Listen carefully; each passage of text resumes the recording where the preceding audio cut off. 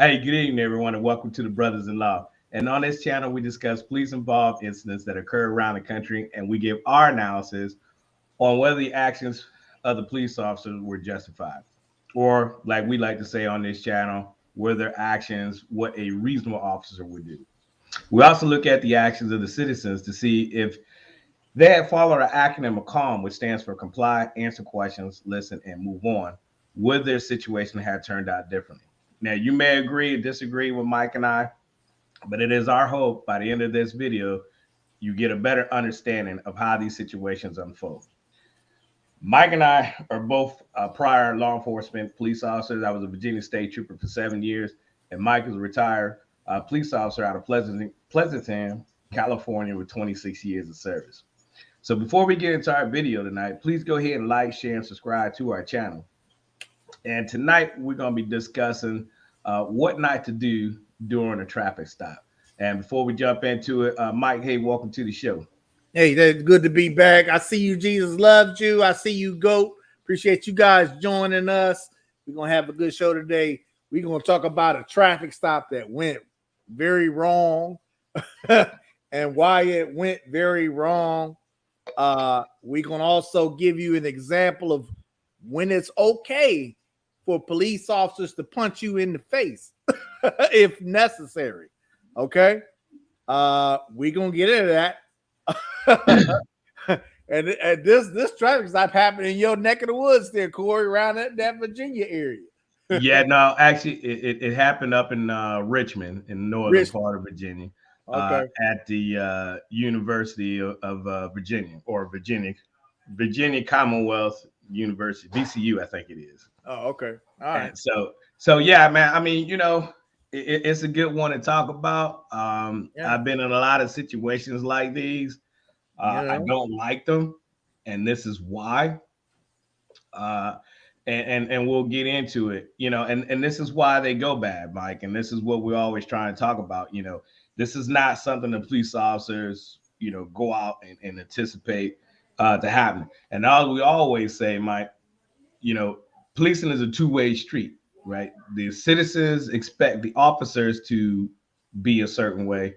Well, officers expect the citizens to react a certain way. That's right. That's right. So I always say it's a two-way street, and as we get into this video, you'll see why that this is important, why we have the acronym of CALM, right? To start teaching the citizens, hey, there's a certain ways you need to conduct yourself when you get stopped by the police. Now, we know, as we always say on the videos, Mike, that, it always depends on what type of officer you get. You might get a hard ass officer. You might get an officer that's a dickhead. You might even get that officer that is racist.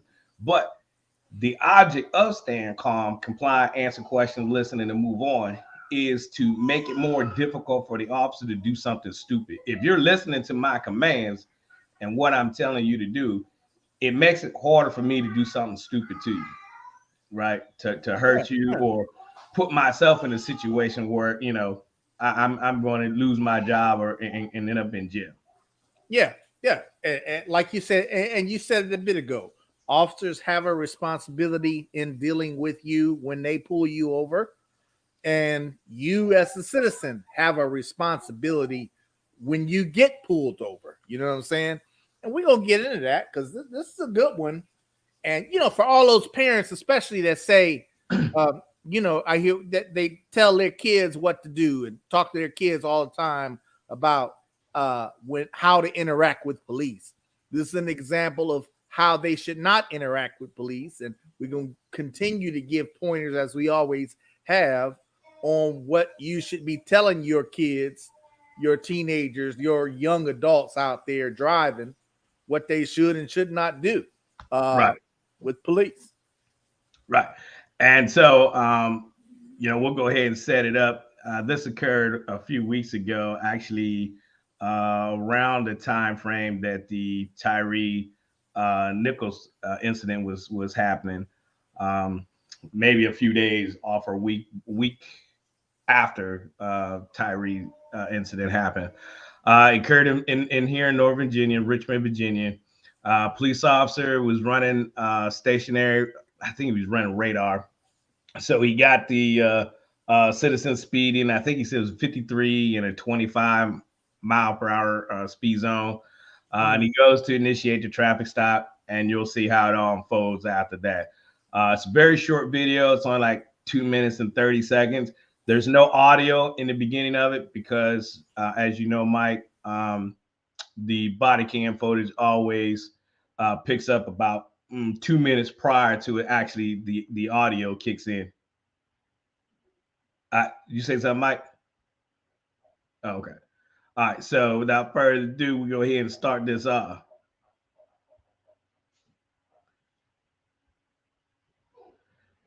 While we're waiting, go ahead and hit that like, share, and subscribe button for us, y'all.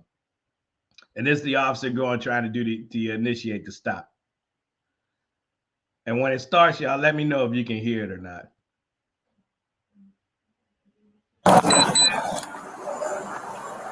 Can you hear Mike? Hey, man, you can sit in your car. You can sit in the car, man. You can have a seat. Have a seat. So I'm stopping you for going 50 miles an hour to 25. What are you talking about?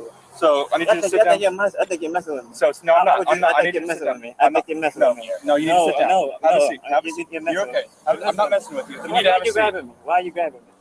I want to talk to somebody. Okay, have a seat. Have a seat. Why are you grabbing me? Have a seat now. Why are you grabbing me? Have a seat. Have a seat. I haven't done anything. Okay.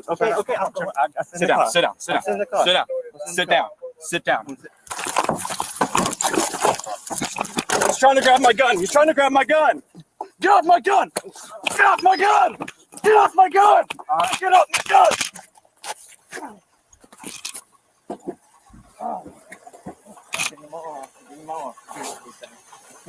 You know what you did? Lay down flat on your back! Lay down flat on your back!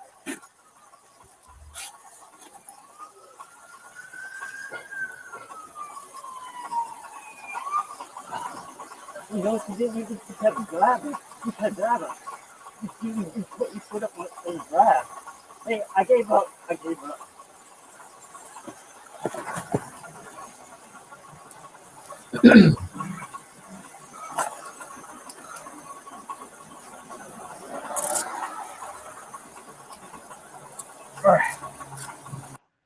All right, and that's pretty much it. Mike, you want to go ahead and start it off?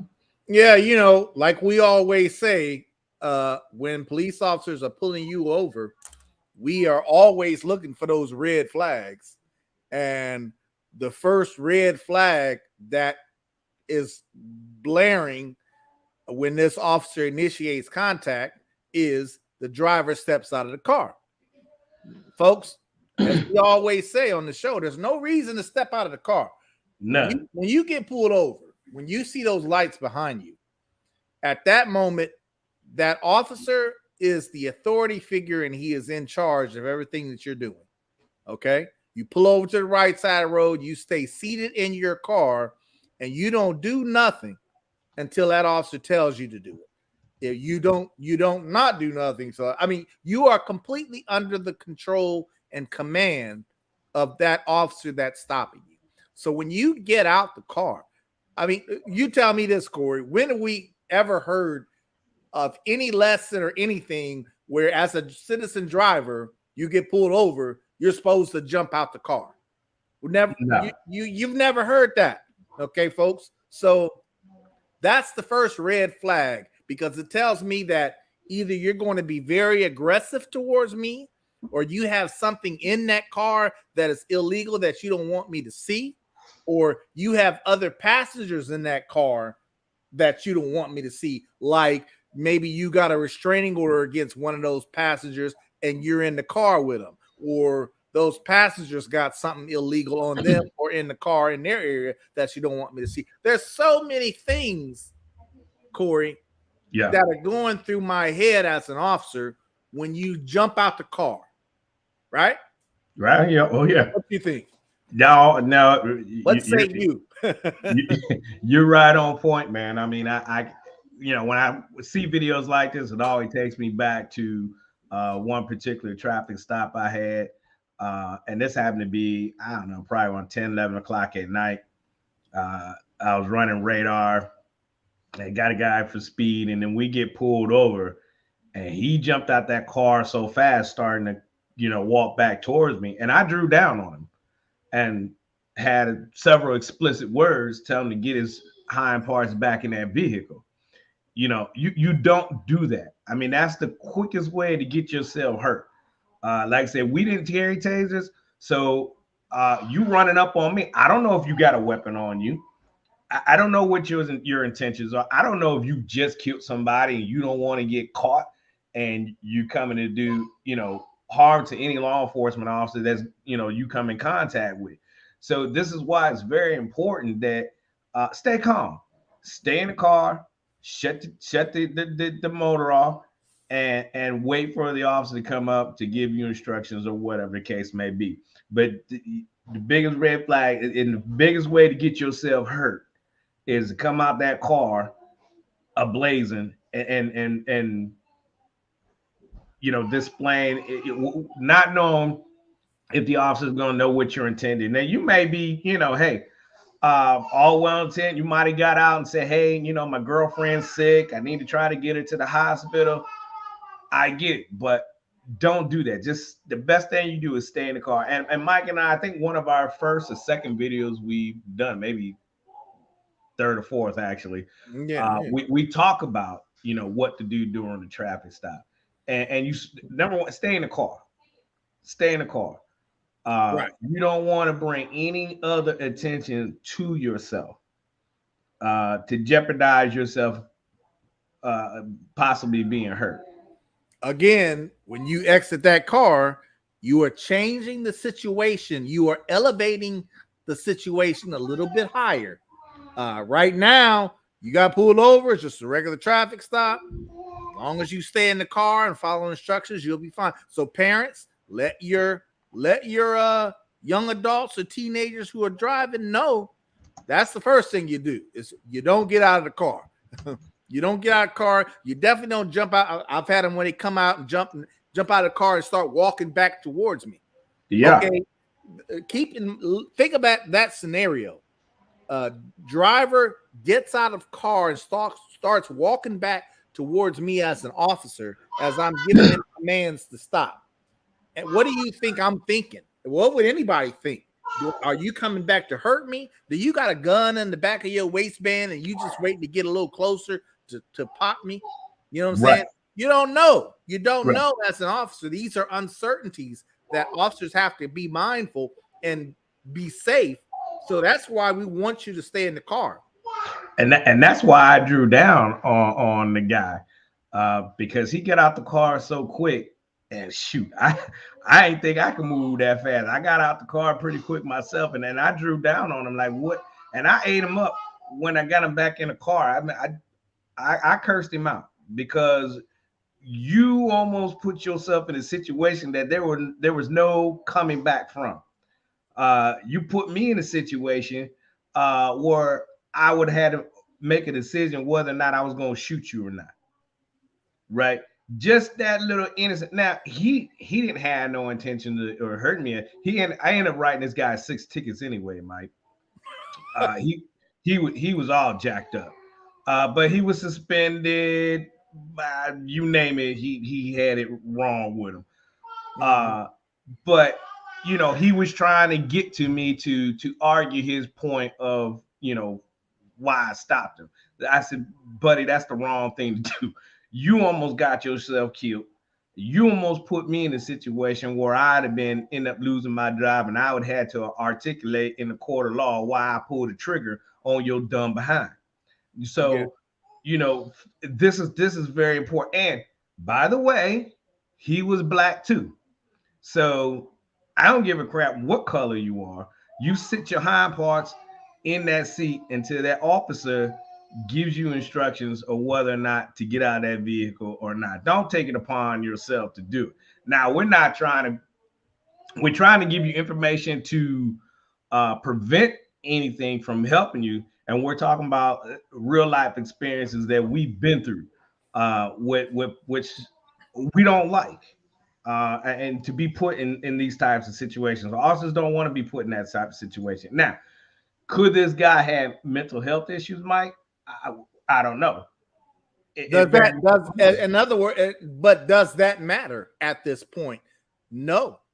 You still got to do what you got to do. It might explain his actions, but as an officer, we still got to be safe. We still have to follow safe procedures. We got to be tactically sound. Hey, Tone, I see you. Hey, Mrs. Taylor, you got to be tactically sound. You know what I'm saying? And you got to be safe. And this also brings up a little discussion a little bit that we had amongst our text messages a little bit ago, is whether or not you have to get out of your car or whether or not you stay in your car. Does the officer have a right to order you out of the car, or does the officer have the right to make you stay in the car? Yes, on all accounts. Yes, okay, yes. Right. When you were pulled over, let's talk about when you do get out of the car. If the officer tells you he needs you to get out of the car, you have to get out of the car. Okay. Pennsylvania versus Mims. That's the case law. You have to get out of the car when you are ordered to get out of the car by a police officer on a traffic stop like that. Okay. It is not a violation of your constitutional rights for an officer to force you out of the car. If you refuse to get out of the car, okay, and I really need you to get out of the car, I'm going to have to put hands on you and force you to get out of that car, which I don't want to do. Okay. Now, keep in mind, Corey, for me to ask you to get out of your car on a regular traffic stop is not really that common. I really usually am not going to have a reason to ask you to step out of the car, but there are circumstances where I would ask you to step out of the car. And you could attest to this, Corey, especially working on freeways, on the highway.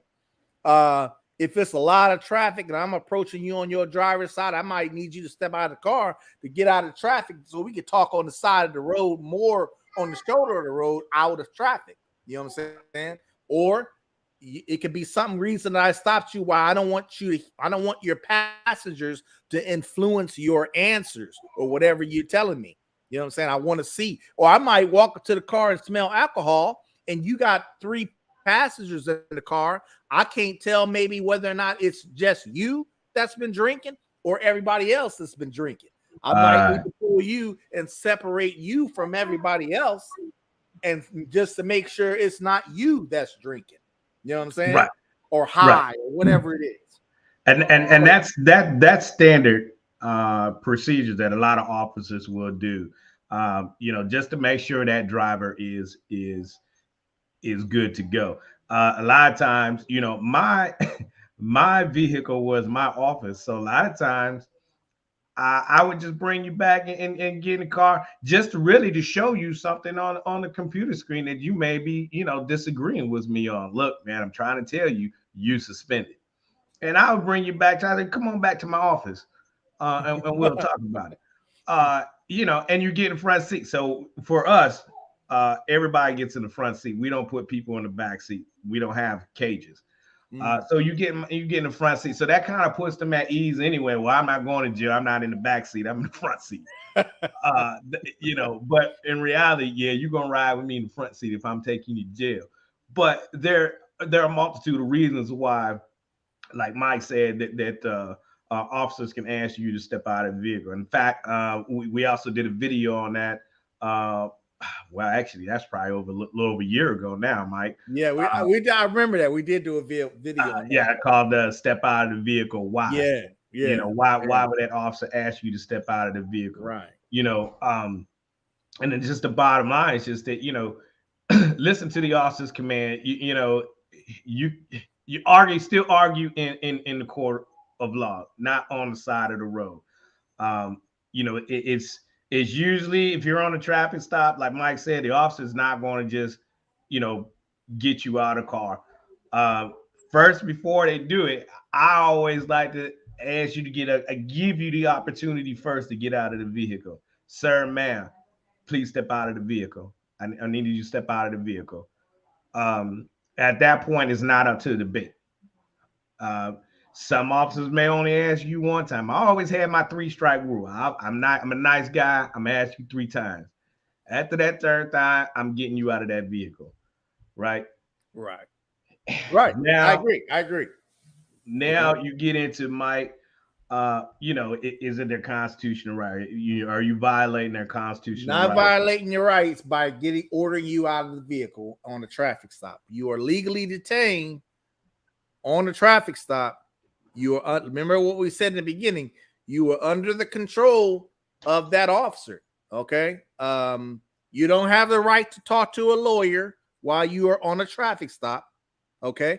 That doesn't come into play yet on a traffic stop. All right. But you are legally detained. All right. On a traffic stop. Everybody in that vehicle. Everybody in that vehicle. So, like, I could stop a vehicle with 4 people in there. I can't. 3 people cannot just get out and go on about their business and leave the driver by themselves. Everybody in that car that's occupying that car at the moment I pull you over are under the control of those officers. And for those of us just joining us or who may not have seen that video, we are just talking about this officer did the traffic stop on this individual, and he immediately jumps out of the car and starts demanding answers from the officer or questioning the officer. And I think they also handled himself very professionally. I mean, he gave him many opportunities to get back in the vehicle. He never raised his voice at him. He never cursed at him, hollered, screamed, whatever, until the point where the young man started to reach for his gun. Yeah. And that's another thing. You heard the officer yell, "Hey, he's going for my gun. He's going for my gun." We're trained to yell these things out for the simple fact, one, it helps protect us, and it helps verify if they have to go into utilizing the use of force, that if a witness is watching, they can testify to say, "Hey, yeah, I heard the officer say he was going for his gun." So we would always yell out these type of things. "Hey, he's going for my gun. He's going for my taser. He's going for my OC spray. He's going for my ass. Get off my ass. Get off my ass. Get off my ass. Get off my gun. Get off my gun." You yelling these things out. So the hopes that, if somebody is video recording, you get this stuff on, and also you got it on your body camera as well. And that just signifies to the people who are reviewing it that, okay, we need to look at it. Is he really going for his gun? Right. Or is this officer just, making stuff up? So it helps verify their story of what's going on. So that's why he would go ahead, Mike. No, and if you notice on that video, the body camera doesn't catch his hand actually on the gun. The body camera catches his arm in the direction of where the officer's gun is. So you may not see that on body camera. You may just see his arm that goes out of view after a while towards the officer's gun. Let me tell you, folks, if you grab my gun, okay, there's no rules to the game anymore. You ask, can officers punch you in the face? If you grab my gun, I look at that as a deadly force threat, and I'm going to do whatever I can do to get you to let go of my gun. I'm going to punch you in the face. I'm going to punch you in the head, neck, all of that. Okay. If you are grabbing my gun, you have to understand what that means. Well, Mike, that one would say that would be excessive use of force on behalf of the officer. But I always say, when you try to be tactful, you try to call on your training when you go into doing these things. But then there's some things that you just, I got to go street, right? For example, I tell the story about, when the one fight I got into on the side of the road, I had to go street. It was just me on a dark road, stretch of highway. I had no idea. I knew help was coming, but I had no idea how long they were going to be, right? And 30 seconds can seem like 30 minutes when you're struggling with somebody. Right. And like I always tell people, I was like, that seemed like an eternity, but it was only 6 minutes. Yeah. And it seemed like forever, right? So it's like, okay, man, I'm trying to break the guy's arm. I punch him in his head. I'm doing all those things so I can try to get. I mean, he was resisting and all that. You know, going through all that. I'm saying, stop resisting, stop resisting. Give me your hand, give me your hand. And, Your Honor, I'm exhausted. Yeah. I'm not even gonna lie. I'm exhausted. And Mrs. Taylor says, was the officer by himself? I don't think so. I think there was a cover officer there, but you know what? He was by himself. He was by himself. Yeah, okay. he had called for backup. Okay. So, but even if you do have a cover officer there, if you grab my gun, it don't matter if I got a cover officer there. I'm punching you. I'm putting as many blows on you as I can to get you to let go of that gun. Because if you pull that gun out, that's deadly force to me. You are a deadly force threat at that moment. And you better hope you as the officer, you better hope that you had your backup weapon with you. Yeah, that's right. And I'll be honest now, but I typically didn't have my backup with me. And on this, I never carried a backup firearm. Always had what I had on my belt, and that was it. Yeah, I sometimes I would leave the house without it, and then I get out on the road, and I'm like, dang, God, I forgot it. And you just always hope that you never get into a situation where you wish you had that, because we always operate in the military. You rather have it, not need it, and need it and not have it. There you go. And you think about that all the time, man. When you go into these traffic stops, like and I don't know what these folks. It's like that's the thing to do. Go for the officer's gun. You know what I mean? Like, why would you want to do that? Like, to me, that tells me you got some type of a death wish. Like you want to be suicide by a cop. And then now, like you said, like we said a bit ago, does mental health come into play here?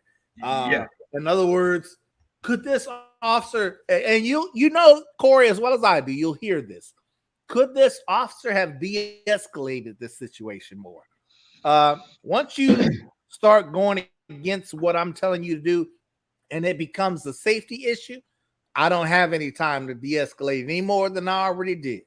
My de-escalation consists of get back in your car, let go of my gun, or something like that, right? That's my de-escalation right there. You don't have time. This gentleman, this was not a situation where you had time to have a counselor come to the scene and talk to this guy. That officer had to handle business at that moment, at that second, at that time. You know what I'm saying? Yeah, so, that went out the window as soon as he said several times to get back in the vehicle, and he chose not to. And when he started, questioning, why he stopped him, and I think you're messing with me. Right. Well, I think he might have been on something. I think Jesus Love You asked that question a little while ago. Do we think he might have been on something? He might have been, but at this point, I'm not trying to determine that. My main focus right now as a law enforcement is the safety. One, you need to be back in that car because I need you out of the road.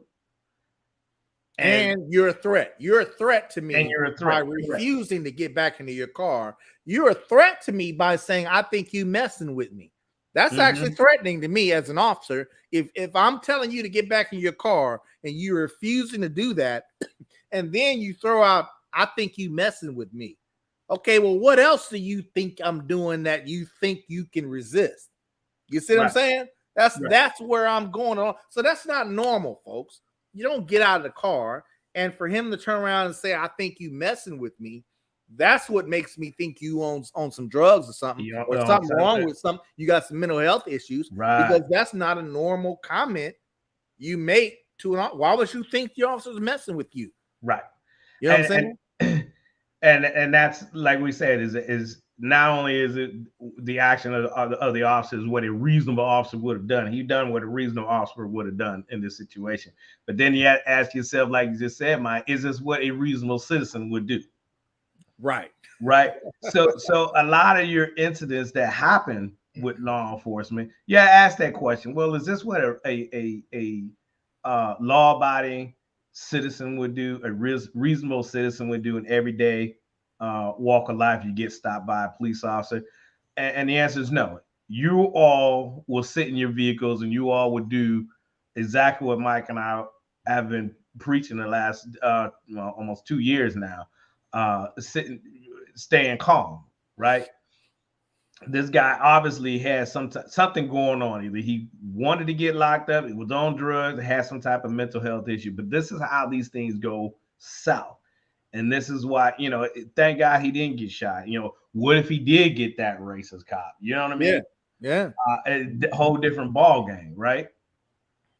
Yeah. What if he did get that officer that would do something stupid, would be inclined to do something stupid? You know what I'm saying?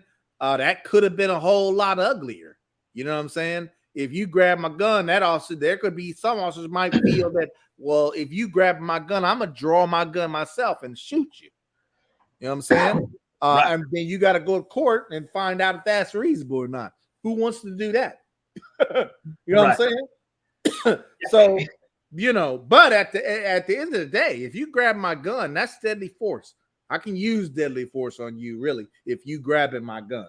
Like I say, I can punch you in the head and face, neck, all that, because I'm trying to get you to let go of my gun. This ain't no more tasing somebody or a twist lock on your wrist. So we ain't doing all that stuff if you grabbing my gun. Yeah, you know what I'm saying? We fighting. Hey, Brenda, welcome, everybody. Yeah. We see y'all on here. Thank you for joining us tonight. Yeah, Mike. I mean, this is the kind of stuff that chaps my hind tail when folks do this, because I don't think people really grasp the situation they put the officer in when they do that.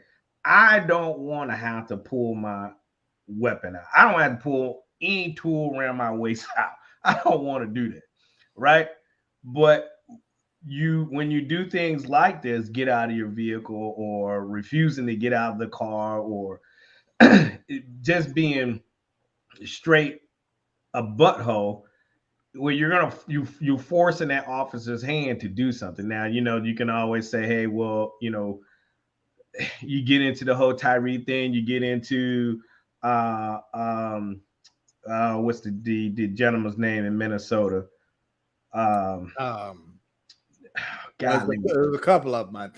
Yeah, it was kind of not the Mike, well, that wasn't Michael Brown, not the George Floyd, but it was I can see the guy's name right in front of me, but he was sitting in the car and the officer shot him. Was it Castro? Rolando Castro? Castile, I think his last was name. It Castile? Y'all correct me if I'm wrong. But he was just sitting in the car and was shot by the police. And was it justified? I don't know. I barely remember what happened there, but at the end I think of the day, he had a permit to carry a concealed firearm. And I think, if I recall, the officer told him not to grab it, and he went to grab it or something and got shot. I don't recall a specific. Philando Castro. That's it. Philando Castro. That's it. Yeah, that's it. Thank you, sir. Appreciate it. But the important thing here, like you said, Corey, is never get out of your car and just follow the instructions of the officer. We'll run down, if this were you in that situation, citizens, following the CALM acronym, complying is part of that. With the very first part of this video, when he got out of the car and refused to get back in, he wasn't complying. So he was failing right out the beginning.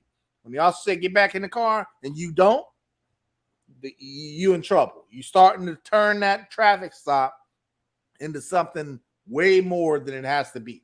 If he would have just stayed in the car, we never heard about this. Yeah, he might have just gotten a speeding ticket and went on about his way. Yeah, we'd have never heard about it. It would have never got any type of play. But I mean, we did, and here we are talking about it. And it's a two-way street, like I said in the opening. We always expect the officers to be a certain way, right? We hold the officers to a certain standard, right? Going through all the training, you had that badge of authority. So we hold the officers on a higher pedestal. But there has to be a point where we expect something from the citizens as law enforcement. That's why how I came up with the acronym, Mike, as I told you when we started this show or this YouTube channel. Like I had to figure out like why the attitude when I would go up and approach somebody, and I was always polite and courtesy because that's the way we were raised, right? Treat us how you want to be treated. Right now, everybody doesn't have that same philosophy. You're right. Yeah. We're talking about Mike and I. Mike and I look at ourselves as reasonable officers when we wore the uniform. And so my mom always taught us, hey, you treat others how you want to be treated. You want to be an asshole, somebody's going to treat you like an asshole, right? So when I approach people, I always did it with a common courtesy. And so when I gave that common courtesy, I expected back. I didn't expect you to curse me up and down and call me a sellout and Uncle Tom and all this because I stopped you. Oh, you wanted them. You wanted them. No, you were speeding. That's why I'm here. That's why we've come into contact with each other. It's just because I just said, that's such and such. I'm gonna go ahead and stop him. No. So and that's how the acronym calm. What is it that I wanted from citizens? I wanted you to stay calm. First and foremost, stay calm. Well, what does calm mean? Comply, answer questions, listen, and move on. At the end of the stop, no matter what, Mike, we wanted them to be able to move on. Hey, whether it be going to jail, all right, or you getting your summons or your ticket or whatever you call it, wherever you're from, and going on about your business. I mean, bottom line is when you get pulled over, what kind of relationship, what kind of experience do you want to have with that officer? Are you trying to come across as confrontational to that officer? Are you trying to let that officer do what he or she feels they need to do so that you can move on? You know what I'm saying? Think about that. Think of it that way, Corey. You know what I'm saying? For our viewers, it's like, what is your intent as a citizen when you get pulled over? Now, that's a good question. Let's hear in the comments below. Yeah. Tell us what y'all think about that. For a violation, 95% of drivers that I pulled over always say, I ran that, I stopped at the light or I stopped at the stop sign. They never agree that you caught them doing a violation. They all say that. They all say that. Right. Okay. Yeah, I didn't do it. Wasn't me. You know what I'm saying? Or no, I stopped at that stop sign. I am sure I came to a complete. Well, why didn't you get the other car? The other car was speeding. Oh yeah, that's another one. Why did the other car was speeding too? Why did you get him? Right. Well, we can only stop one at a time. I chose you. All right. So you know, that's why I want our viewers to think about when they get pulled over or they get contacted by police. What is the kind of experience that they want? You know what I'm saying? If I were average citizen, the kind of experience I want is just that. I want the officer to feel comfortable to do what he or she feels they need to do with me, and so that I can move on with my day. Okay. I'm not trying to be confrontational. I'm not trying to start saying, you can't do that, or you can't do that. You can't make me do that. I'm not trying to be confrontational like that because I have no reason to be. You know what I'm saying? If I feel that the officer is pulling me over and doing something wrong, you know where I'm gonna handle that? In court. Or I'm gonna start by filing my complaint with the local police department where that officer works. Okay. And if I don't get satisfaction that way, I'm suing them. I'm going to court. Okay. But you better believe I'm going to do exactly what they tell me to do out there on the street. And the way the legal system is now, you won't have a problem finding an attorney that'll take this case. You'll take your case on, because they're all looking for their shot at the bright lights to make a name for themselves. So you know, you do the right thing, and like I said, Mike, that's a good question. Like what type of experience is it that you are wanting from that officer? And I would say this though, Mike. As citizens, you can't let somebody else's bad experience be your reality. Just because your friends had a bad experience, they got that one particular butthole police officer. He didn't violate their civil rights or anything like that, but they were just a butthole, whatever, to them, and they didn't like it. Well, that doesn't mean if you got stopped, that officer is going to treat you the same way. But it's going to be a totally different officer. You may be in a totally different, side of town. That doesn't necessarily mean your experience is going to be like your friend. So we have to, keep that in mind. And a lot of times when we see these incidents and stuff that happen on video, and we see them on TV, that doesn't necessarily mean it's going to happen to you. And I get so upset when I hear people say that, police officers are out here just to gun down black people. And as well as I know, Mike, that's just a straight up lie. Oh yeah. I mean, and Corey, that if I didn't do the job, if I was never a police officer and didn't understand and didn't have the same experiences that these officers have and do the same things and stop people and understand what that entails and all of that, I would probably be feeling the same way that the average citizen feels today, that average citizens might feel today. The police out here harassing, they're targeting this, or they're trying to do this. I would probably feel the same way because that would be my perception based off of what I see in the media, based off of what I hear on other citizens. But because I've done that job, I can look at it in an unbiased, objectionable way, I guess you will. You know what I'm saying? Where it's like, okay, I understand why they did this or that. Our message, as we've said before, is really for those law-abiding citizens who really don't know what to do in certain situations with police. They really don't know how they're supposed to respond, how they're supposed to react. They don't know that. You know what I'm saying? And I understand that. We get that. And that's what really our message is for. And that's the big audience that we want to target. We know that people who are not law-abiding citizens, they ain't paying attention to what calm is. That they're not trying to, they're trying to be confrontational with police. They're trying to not cooperate with what police are doing. When they get pulled over, they're trying to give as little as possible to police that they can, because they're up to no good. They're shady. They don't want to be dealing with police. You know what I'm saying? Right. You got to fish for information. Not for them. It's for Brenda Stewart, who's a law-abiding citizen, who's like maybe has an idea of, what do I do in that situation? It's for other people who might be trying to teach their sons and daughters what they're supposed to do when they get pulled over. You know what I'm saying? Because they really don't know. Maybe how many times have you been pulled over in your life, Corey? Twice. Okay. I maybe been pulled over by cops in my whole life. I would say maybe 5 times. You know what I'm saying? Yeah. And a couple of those times I was a police officer myself, got pulled over. At least 2 of those that I can remember, I was a police officer myself. You know what I'm saying? Didn't let them know it.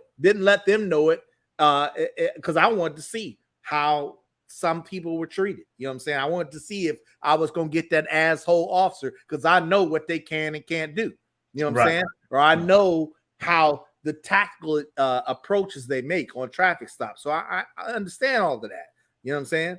So, our message is for those people who really don't know.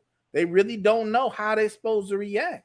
You know what I'm saying? And that's very common, because like I said, I've had one in particular, this young lady, I mean, she totally hyperventilated, right? When she got stopped, I stopped her.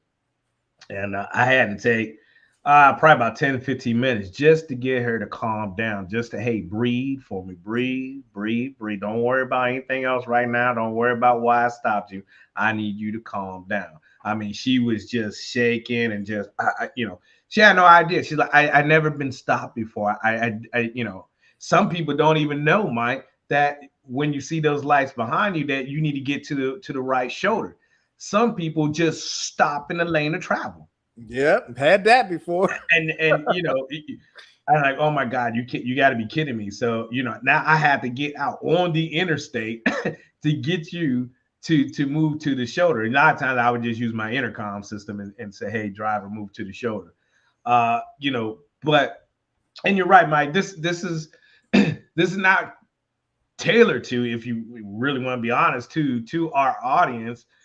Well, maybe more or less for them, like you were saying, but we know the criminals, the ones who want to be confrontational with law enforcement, they're not going to listen to what we have. No, they ain't paying attention to that. But they got their own rules. Right. What we would like to see happen, we challenge you all to have these type of discussions with your family members, your sons and daughters, your grandchildren, whoever, nieces, nephews, that really don't, or other family members in your age group, and direct them to our YouTube channel. Hey, check these guys out. And let's have this conversation so that you know what to expect when you get there. Because, like I said, if I'm calling my first ticket, I was 16 years old. I was on my way to work and I was late for work. 16 years old. That was my first ticket on what's that? 77, right? Back home. 77 South. Yes, I was headed north, but yeah, you headed north. And I was 16 years old, and I'm still here. He wrote me my ticket, and all I remember is a white guy. That was white police officer, and that was it. My second one, I was running late. I had to get the cake to the reception hall on my wedding day. I got stopped on my wedding day for speeding. Right in front of the base where I work. So again, call him right there, and hey, y'all, sir. He's like, hey, why are you stressing? Man, I'm just trying to get this cake here to the reception hall because I'm getting married. He's like, oh man, congratulations, but I'm still gotta give you a ticket. Hey, no problem, sir. I understand. I was speeding, and went on. Right? There was no need for me being confrontational. Right. It's just not necessary, folks. It's not necessary. So, to wrap it all up, folks, if you get pulled over, stay in your car. Don't do what this guy did in this video. Okay. But clearly something was wrong with him. Something was going on with him, either mentally or he was just stupid. Okay. Or simply maybe he simply wanted to be confrontational with police when he got pulled over. You know what I'm saying? That could be it too. Some people just want to be confrontational because they don't like the fact that they got pulled over. You know what I'm saying? But always remember, stay in your car. Don't let it be your first instinct to jump out of your car when you get pulled over. And common sense will tell you, you'll never go for no officer's gun or anything on his tool belt. You don't touch that officer at all when you're being pulled over. You just listen to him, do what he or she tells you to do in order to stay calm, comply, answer questions, listen, and move on. So thank you all for joining us tonight. We hope you enjoyed this conversation. Please share this out. If you haven't done so already, hit that like, share, and subscribe button. And let us go over on Facebook and share us, your story with us about your interaction with law enforcement, how your stop went. Jesus love you. He shared his with us. I pulled it up real quick. He said he remembered he got caught speeding by a state trooper. He was polite and calm, and the trooper gave him a seatbelt violation instead of a moving violation. Better. That's better. That's right, a better ticket. Much, much better. And just being cooperative like that can go a long way. Then you may still get the ticket, or you may not. I know, hey, you applied cooperative, I checked you out, everything good, man. Slow down. And I will let you go. And that was just because you were nice, you had a good driving record, and you know what? I felt the need to let you go. I didn't want to mess up your, it happens. It happens. But the important thing is move on. You know what I'm saying? Move on. That's at the end of the day. Yeah. At the end of the day, we get to move on. So join us next week. We'll be back, same time, same sandbox. Y'all have a blessed rest of your week and have a safe weekend. And we will see you all next week. Again, God bless. We love you and good night. Peace.